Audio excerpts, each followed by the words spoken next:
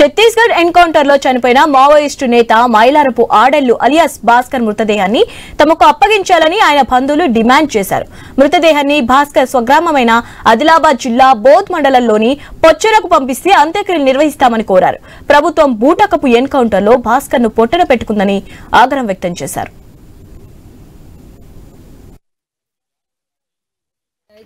మా సేవని మాకు ఇప్పేయండి సార్.